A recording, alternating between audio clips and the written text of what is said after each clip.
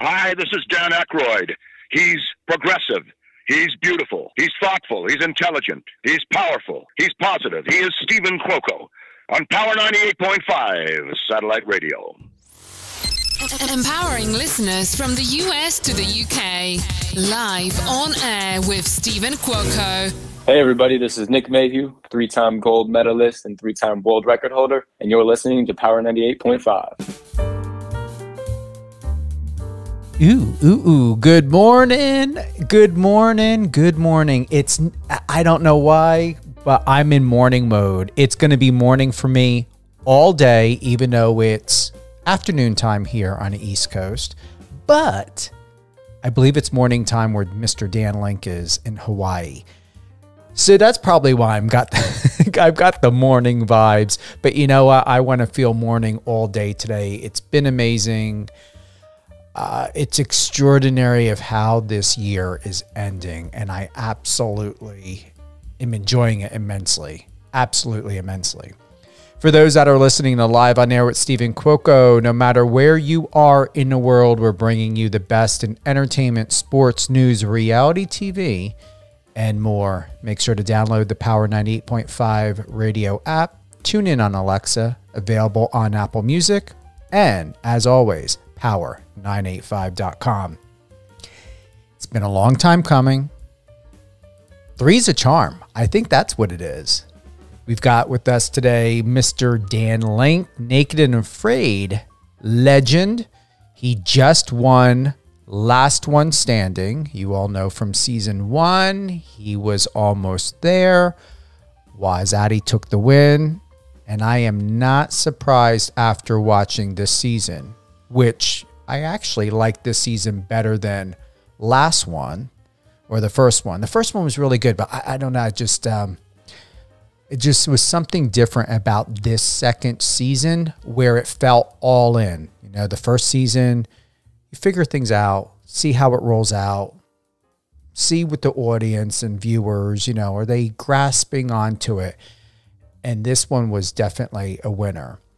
I hope moving forward, I hope he doesn't mind me saying, but Jeff, please, no more. Retire. I would have preferred that he was not on this season. I think it could have, I know it would have had a better feeling. There are many other people that could be on this. I highly doubt he's pulling in ratings. You know, but it just doesn't feel right to be putting him on the show. And if they're only putting him on for drama purposes, you can't go wrong. There are many other people that can do a better job. Other than that, Mr. Dan Link, congratulations on your win, your redemption. Thank you. Thank you for having me again. Three's a charm. That. Yeah, absolutely. It's your third time on the show. I'm happy to be here. Would you agree or disagree? What are your thoughts? A huge difference from season 1 of Last One Standing to this season. It was incredibly different. I mean, even from our perspective, when we were out there, it felt like we were filming a new show.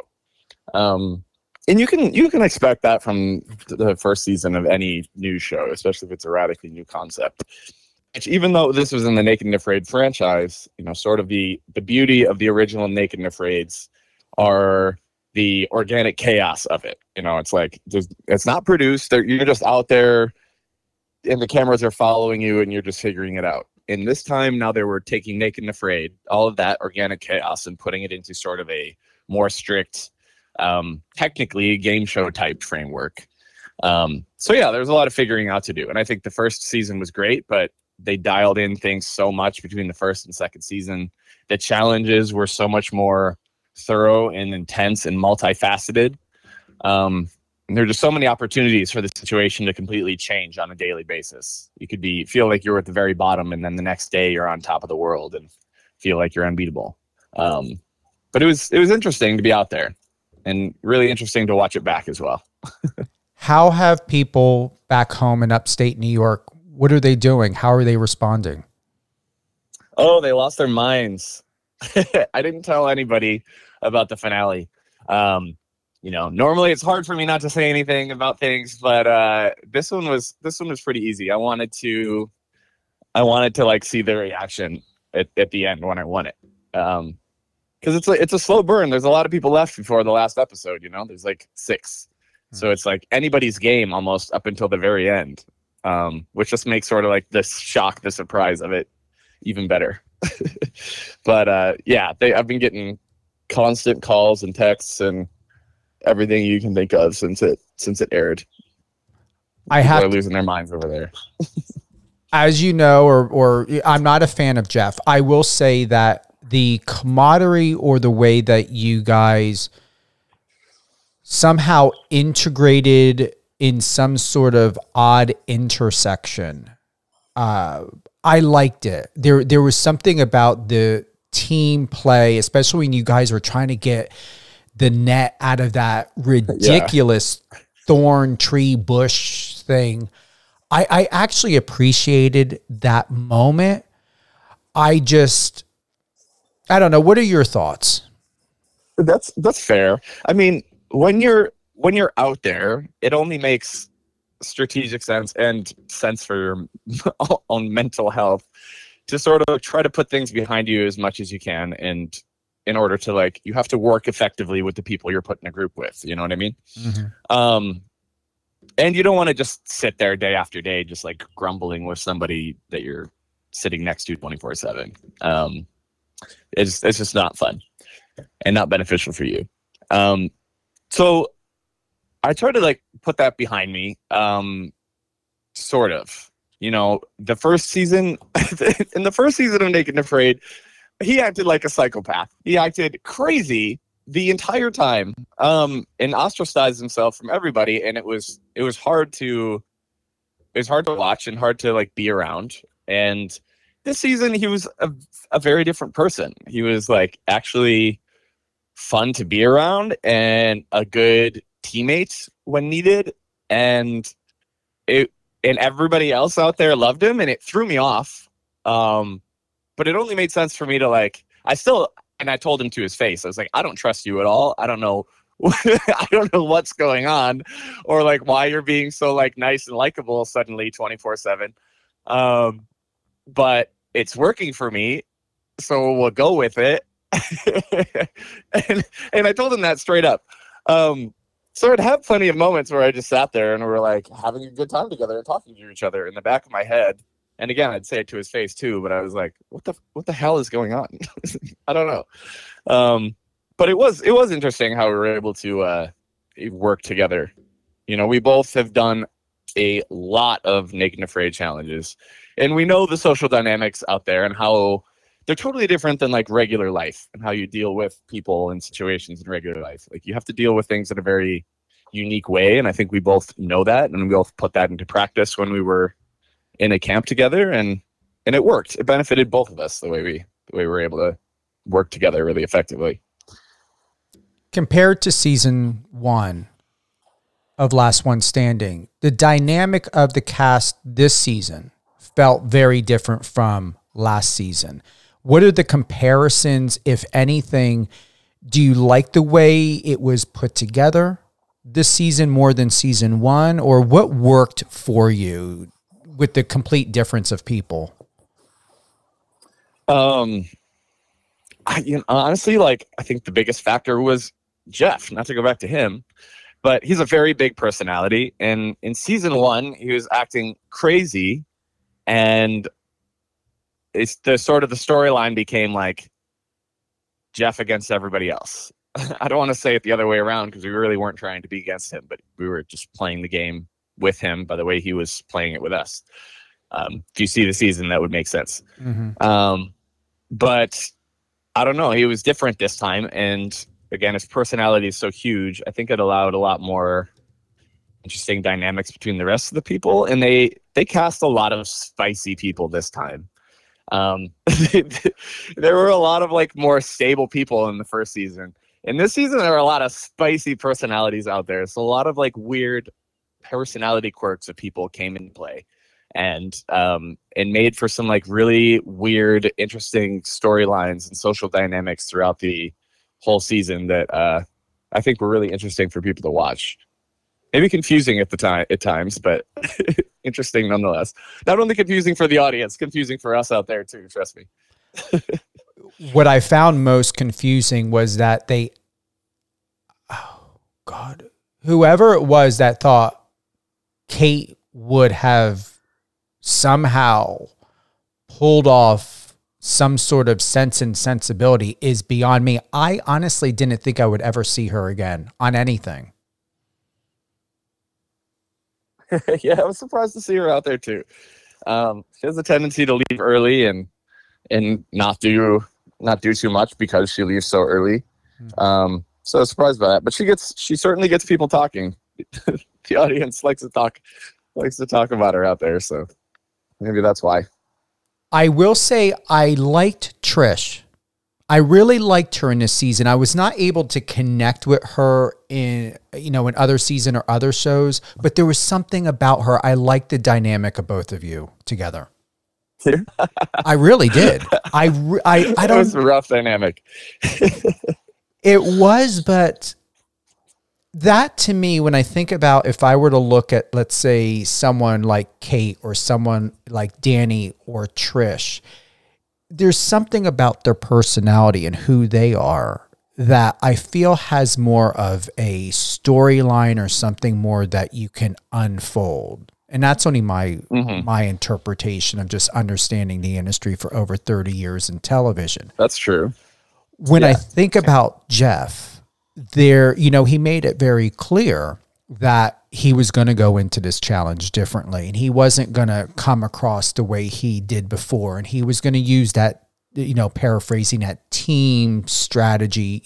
He wasn't going to cause a problem, or to make, an issue until, I guess, what was it? It came up with, memory serves me correctly, Patrick French. I guess there was some sort of trial there, and I found that a bit ridiculous, and I knew that wasn't going to go anywhere, and it didn't. But yeah, overall, I think whoever did the cast and went in this direction, I liked it. And I do, have compassion for Kate. I don't want, anyone to feel bullied or overjudged or criticized. Absolutely.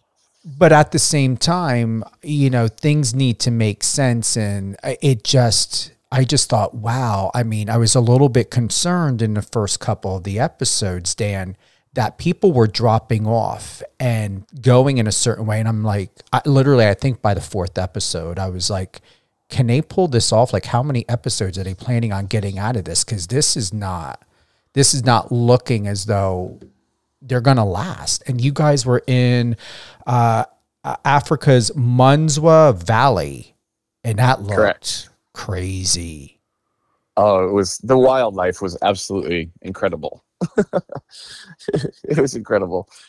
The elephants that would just walk past you, herds of elephants in the middle of the night, the rhinos that would run up to you that you couldn't even see, though they were literally maybe 10 feet away from you at times.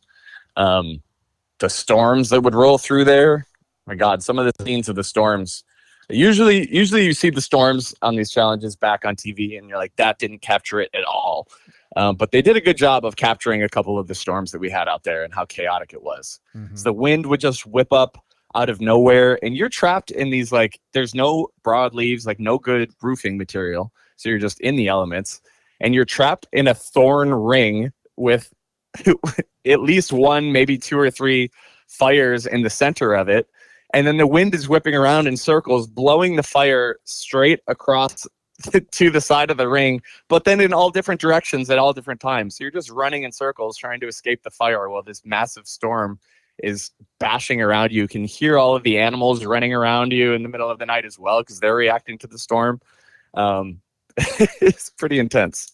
How is the mental conditioning to that? Because we got to see, all right, the winds, the storm. First of all, I was thinking to myself, wow, with all the ambers, is there going to be a huge fire out there? How dry is it? And it's not even raining yet. You guys are 40, 50 mile an hour winds. Yeah. I mean, would we ever truly, Dan, understand the capacity of how you guys got through those rainy storms, hours upon hours upon hours. I have no comprehension over how you did it. Really don't. Well, especially those big storms and like those situations I was just describing. I think like the best way that most people get through is just by laughing at it. You laugh at the complete ridiculousness of the situation that you're stuck in. Most of the time, at least, the temperature wasn't too low. So you might be horribly uncomfortable, but you're not freezing and risking hypothermia for the most part. That's when it gets scary. The most non-dramatic storm that you saw was honestly the worst that we experienced out there. Well, the one in the very beginning was pretty bad. But the one at the end, the very last day, night 44, again, that storm didn't look very dramatic. It just looked like us moaning in the rain. But that rain, it dropped down really cold, and that rain lasted all night. And it was in the day before and day 45. It lasted for like a 24-hour period of just constant like drizzle to sometimes heavier rain, and it was extremely cold. And again, you didn't have any covering, and you were trying to keep all of your tinder and your coal and stuff dry, and struggling with the fire. So I ended up getting like that was the worst storm by far to like mentally go through, especially because you're alone. But I got something called toasted skin syndrome, which many people on Naked and Afraid have had, but I think it was the first time I've had it. But you'll have to like Google it and look at pictures of it. It's where your skin, the blood basically bakes under your skin. It cooks, and you get like this weird from areas where your skin is too close to the fire for too long, too close to a heat source, and you get this like weird patterning on your skin where you're too close. But you're doing that because you're freezing. Most of your body is freezing cold, and then you're just trying to get like the rest of your body as close to the fire as possible. So I got it on my like chest and shoulders and knees, a little bit on my back. But yeah, that was the worst storm out there. But at that point, it was day 44. So you're not quitting right then. What's it called? Toasted Skin Syndrome. Does it go away? Yeah, it usually goes away pretty quick, depending on how severe it is. Pulling it up now. Oh, wow. It almost looks almost like a, well, in some of these photos, like a tinea versicolor skin pigmentation distortion. Yes, correct. Wow. The pictures you see online are a little dramatic for the most part, but Are they? That's it. Wow. And now it goes away. No treatment. Yeah. Wow. Just stop burning your skin and you're usually pretty good after a while. I heard that can happen. I don't know if I've heard of the reference of toasted skin syndrome, but I know that something like this can happen when people keep space heaters too close to their body. It starts doing something like this to people's skin. Oh yeah, probably. Yeah.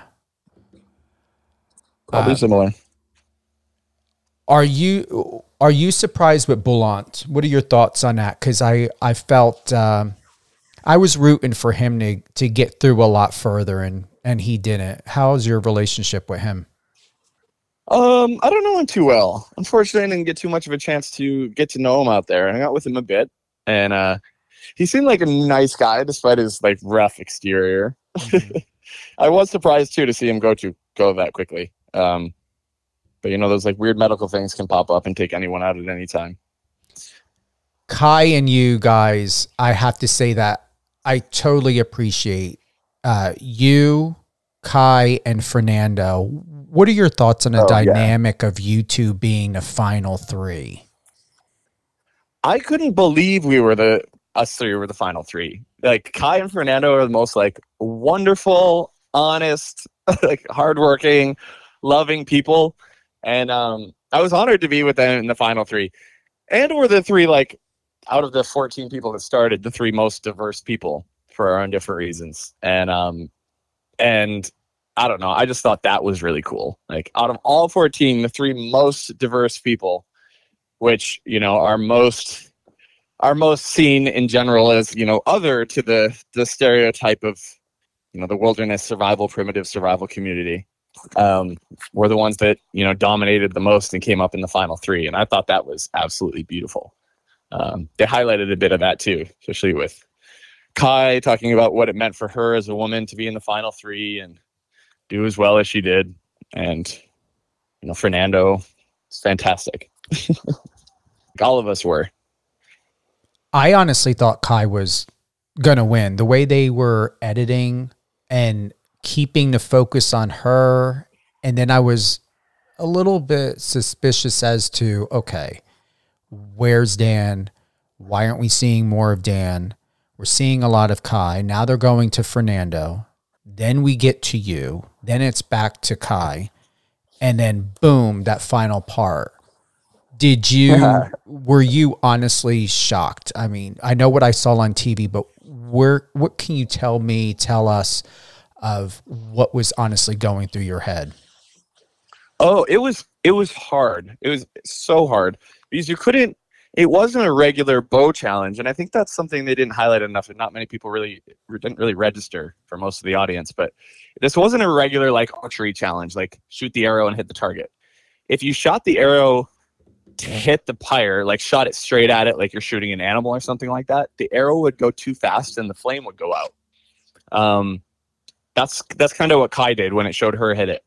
But what you had to do was arc the arrow. If you shot the arrow higher up in the air, so not aiming directly at the pyre, at least not in a straight line, shot the arrow higher up in the air so it arced and came down and then hit the pyre, the arrow would go slower, and the flame on the end of the arrow, for those who haven't seen it, we had to shoot a flaming arrow into a pyre and get it to light. The arrow would stay lit because it's going slower and arcing rather than shooting fast and going straight. And since it would go slower, it would stay lit and hit the pyre and ideally light it on fire. But we hit it a couple times and it didn't light on fire, and we were nervous. It wasn't going to work. And when you're arcing it like that, normally when you're shooting an arrow, you're shooting it again in a very straight line. You pull back, you lock the string in when you pull it. It's usually somewhere near your chin or something like that, and then release it. And you lock it in a specific place so you can reproduce that shot over and over again and hone it in. Mm-hmm. But when you're shooting up like that at a weird angle, you have to really adjust the speed. You can't pull the string back all the way. So you don't really have a good locking point for how far to pull the string back. So it's hard to reproduce each shot. And since it's hard to reproduce each shot, it's really hard to hone it in. So it took a while. It took a while to get the arrow to go where you wanted it to go and stay lit. But we finally got there. But yeah, again, it wasn't just a regular archery challenge. There's a lot more strategy involved with how you shot these things, but it was good. It was a good challenge. If I got it correctly, and if you can share, because I don't know how much you can share of production, were you limited to where they gave you a certain amount of space that you can go up to? Because I believe with Kai, if memory serves me correctly, and with all of you, it looked as though there were branches placed in front of the wood pile or the where the fire was going. So did production tell you this is as far as you can go, this is where you can shoot from?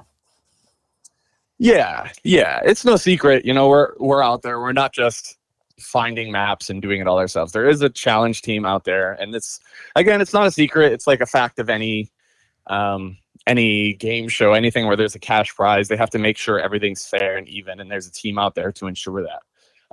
So yeah, there were certain rules, and yeah, not being able to go past a certain point like that was one of them. Am I getting it to where you had made a reference or statement, why am I out here again? But you have some amazing experiences out there and stories you can tell for the rest of your life. And the amount of personal growth you go through is absolutely incredible. What have you learned out of every single season, from Naked and Afraid to Naked and Afraid XL, now Last One Standing? Who are you? I mean, who are you really, Dan? I'm still figuring that out. I'm still figuring that out. I don't know, but as far as what I've learned the most from it, it's just how to perceive and be able to move through some of the hard times in your life, and tools for that. You learn tools out there for being able to mentally handle some of the the toughest shit you've ever experienced mentally and physically. And, the people that last, the people that are able to do multiple Naked and Afraid challenges can use those terrible experiences and grow from them and sort of harness joy from them in sort of a funny way that's, I don't know, it's very difficult to even articulate how you do that or teach someone how to do that. It's just sort of a product of experiencing it and doing the mental gymnastics necessary to handle it. But I don't know, teaches you some amazing things, and it really gives you a lot of perspective on your life and what's important to you and who's important to you and how to prioritize those things. But yeah, it's beautiful. You learn new things, and those skills grow every single time you're out there. So it's a very valuable experience. Are you done? Are you fulfilled, or are we going to see more? I don't know. I feel on one hand, I can only go down from here, right? At the 10.0 PSR now, primitive survival rating. Yeah, you don't want to break that. I mean, do you want to? No, I can't break that. But I would do it again. You'll probably see me out there. Really? Again. We'll see. Really? Yeah. And would you handle that 10, perfect 10 dropping? I can handle it. It's all part of the game. Seriously. We'll Wow. I'm not saying you should stop or retire. You've done so much to get to this point.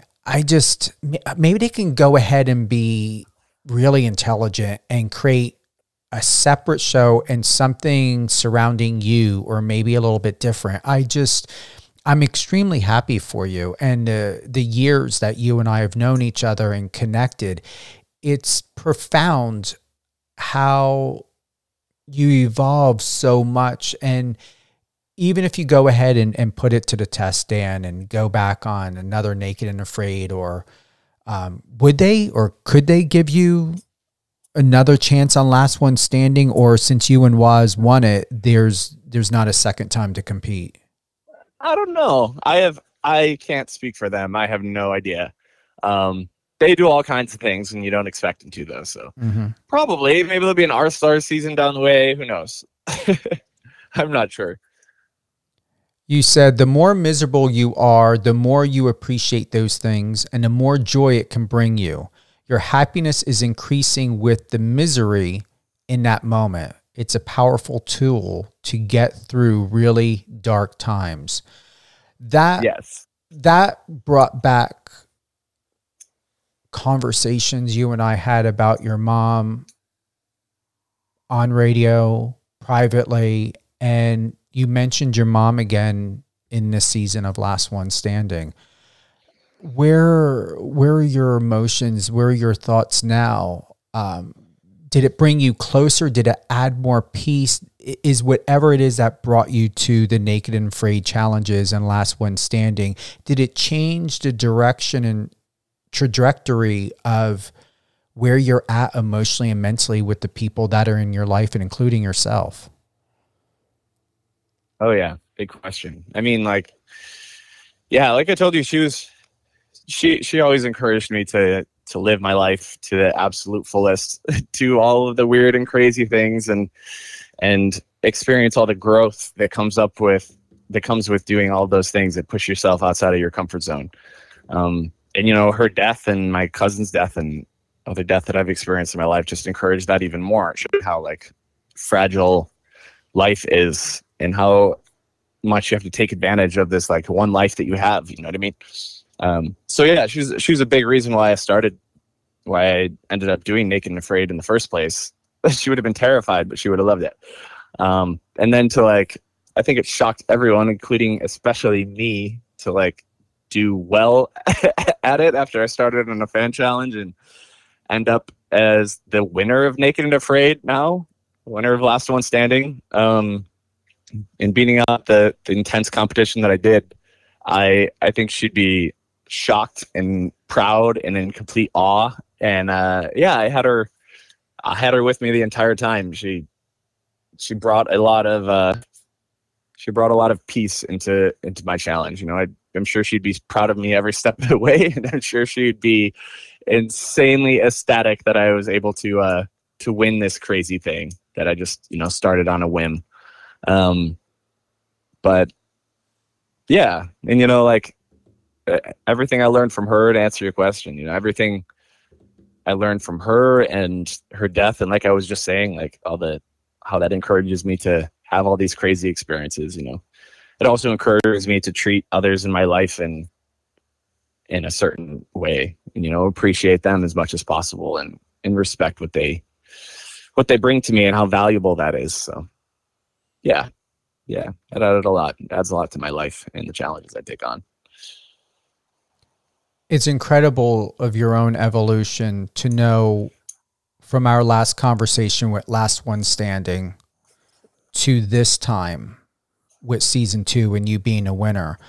I truly believe that it marks a tremendous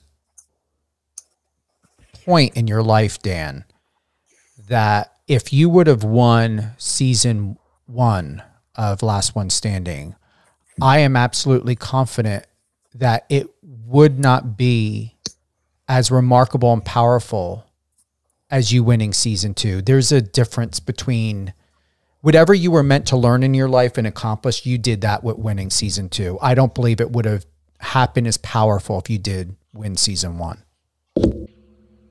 Yeah, I can agree with you there. Added a whole new dimension to it, a whole new side of the story. It really did, because in season 1, you did what you're used to doing. I felt that you brought your game. I saw some sort of evolution happen with you because it was a new season, a new show. It wasn't the Naked and Afraid or Naked and Afraid XL challenge. It wasn't a 45-day challenge or a 14-day challenge. This was completely different. And I could see, remembering season 1, the difference of you getting in it, finding your way, knowing your way, but what does this mean and how you're going to make it yours? And season 2, right off the bat in the beginning, out of everyone, and I don't BS, out of everyone that showed up, you and Kai stood out the most. Kai had this feeling of she's going to go with the flow. She knows how to find her way. She's not going to worry. Mm-hmm. You showed up. Wow. Like there was this masculine power that somewhere within yourself, just psychologically, I could see it in you, is you were not in your way. There wasn't overthinking, overplanning. There was something so extraordinarily different about you. Yep. Yeah, you just have to have like a certain attitude of being able to go with the flow about it, which sounds counterintuitive, but you just have to like put yourself in the right mental state. You go out there and people tie yourself in knots about having the skills or the right strategy or this and that, the other thing. And like, it's really all about just keeping yourself in a nice, sound mental state, which enables you to sort of be creative and resourceful and problem solve. And ironically, like right now I'm talking about all the basics of like wilderness survival and how to get into a survival situation. But I'm also just talking about how to win these challenges, because they are survival challenges, but those skills are just meant to. Those are like the core survival skills. Those are more basic survival skills, more necessary than any random skill that you'd learn in a survival book. They're more like how to make a primitive torch or something like that. If you have those like basic skills, then you're 80% there. And if you just get caught up on like worrying about all of the minutia and stuff like that, it can mess you up. And it's the same for this challenge. You just have to go into it, for the most part, being confident with the skills you came into it with and putting yourself in that right, confident mental health in order to figure it out, whatever it may be. But yeah, it was nice. I really didn't expect to come on the second season. I had short notice. They asked me to come out within like 10 days notice. So I rushed out and was happy to join. And yeah, again, you just have to sort of be relaxed about it and be confident about it and hope things go your way, I guess. And it paid off. Definitely take this opportunity. Make whatever is going to be yours. I truly believe you not only closed a chapter in your life, you closed a novel. Now the number one question for you to answer, and I'm saying this as a publicist and you know me well enough by now, is what is going to truly identify the legacy now that you've accomplished everything? A legacy that's going to be something that is going to bring you the most joy, but where you're going to be able to completely show up as yourself, not to compete, not necessarily to compete more specifically, or to accomplish a goal. What is it that's going to embody everything of who you are, whether it's biology or it's, something that gives you love and passion for life and waking up every day. I just, you feel complete to me. And I just know that any future project you take on, whether it's privately, professionally, through TV, that it's you showing up the way that you did in this season of Last One Standing, and you just showing up for yourself. Thank you. Yeah, I really that as well, and luckily they showed it a little bit in the end of the season, right as I was heading out. I really. Uh-oh. Can you hear me? Yeah, we were losing you for a little bit, but go ahead. Oh, sorry. I was saying I really pride myself in trying to break down stereotypes.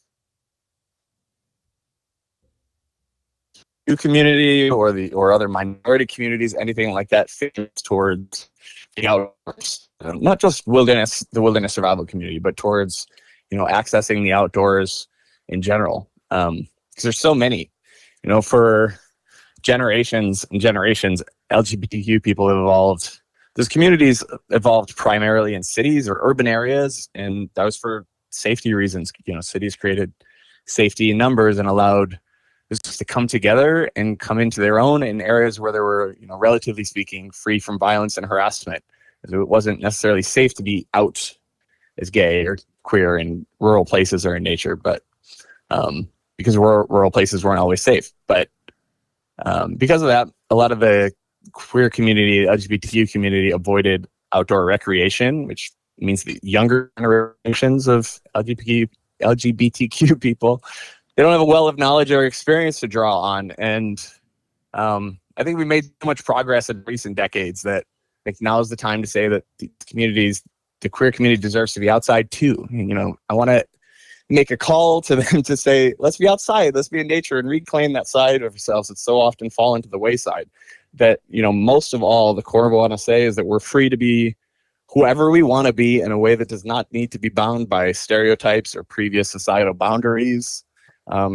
There's so many subconscious things in our heads that we don't even realize they're there, that we're putting up barriers to letting ourselves enjoy all of these things or access these things.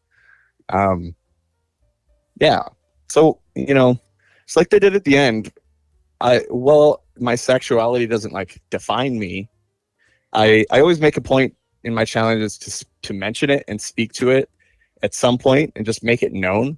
Because I think it's important and relevant to share my perspective, even if it's just in terms of representation.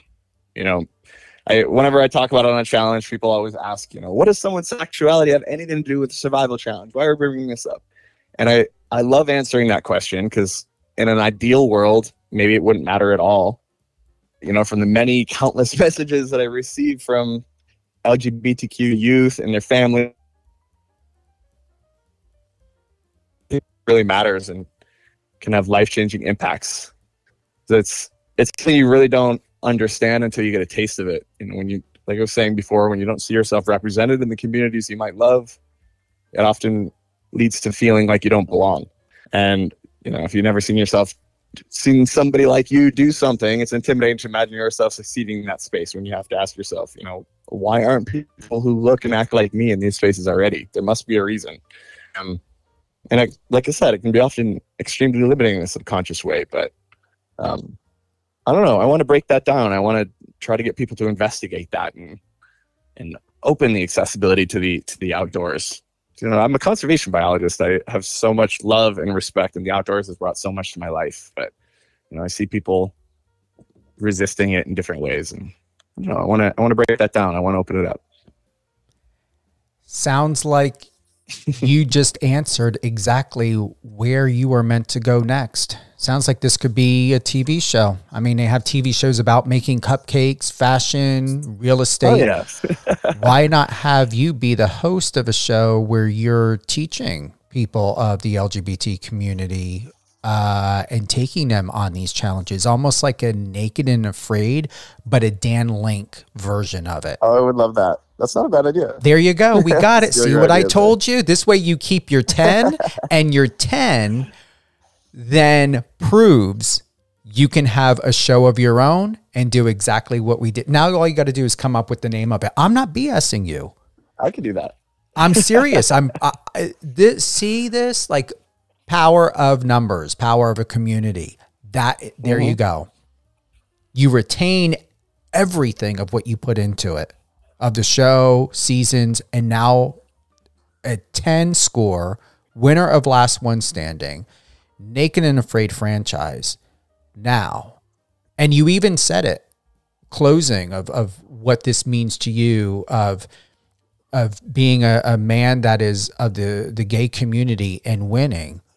I want Discovery or Peacock or whoever it is, Dan Link teaching and bringing on other people of the gay community. And can you imagine, and I'm not being facetious, I'm not making fun or saying anything, but can you imagine a guy who enjoys wearing nail polish, heels or something, showing up competition like this? Great comedy. Yeah. No shame in saying that. It would be hilarious in some ways. But imagine what you can do. You can break the stigma of judgment of people assuming that someone who wears nail polish and heels can't shoot a bow and arrow. 100%. 100%. There you go. I'm serious. Take it. See what happens. I think it'd be entertaining to watch as well. You got my support. And impactful. Yeah. Yeah. And what other way? You don't need to do anything else. You are it. I mean, you're the Jeff Bropes of the Naked and Afraid. Thank you. All right. Take it and go with it. You've got my total blessing. That's what I knew when I told you that. Ways to branch out. Yeah. Yeah. How exciting. Any closing thoughts? I don't know. Just that in general, like I was saying before, like I never thought this ride would bring me here. I mean, I started it's like, if anyone you know wants more information on being on Naked and Afraid, let us know. And I literally thought nothing of it. I just clicked it, sent a couple sentences. I didn't think anything would come of it. And they called me an hour later. I had like my first interview. I was like, that was strange. I got off the phone. I ended up in Mexico a month later for my first fan challenge. And then I did challenge after challenge after challenge after challenge in 60 days in the Amazon, and these 2 last one standings. And again, started as a fan and ended up winning this thing that I never considered myself a survivalist in the beginning, but I've just learned so much about myself and what I'm capable of, and that I still have no idea what I'm capable of. I'm always learning. But, you know, it's the case for everyone. We're all capable of so much more than we can even imagine. You just have to test yourself, and you'll learn some amazing things. So I think that's a valuable life lesson in itself. Keep pushing, keep going into those uncomfortable spaces and seeing where you grow from there. Sounds like you just told us the synopsis of your new show. Mm-hmm. Exactly. Thank you, Dan, for being with us today. Of course. Thank you. Thank you. Thank you to everyone who's tuned in to Live on Air with Stephen Cuoco on power985.com. If you happen to want to listen to this episode again, it will be available on any one of your favorite podcast platforms, Amazon Music, Spotify, and iHeartRadio. In the search bar, just type in Live on Air with Stephen Cuoco, and you will find Mr. Dan Link, winner of Season 2 of Naked and Afraid, Last One Standing. Live well, love well, and be well. And always remember, put a smile on your face. You'll thank yourself for it.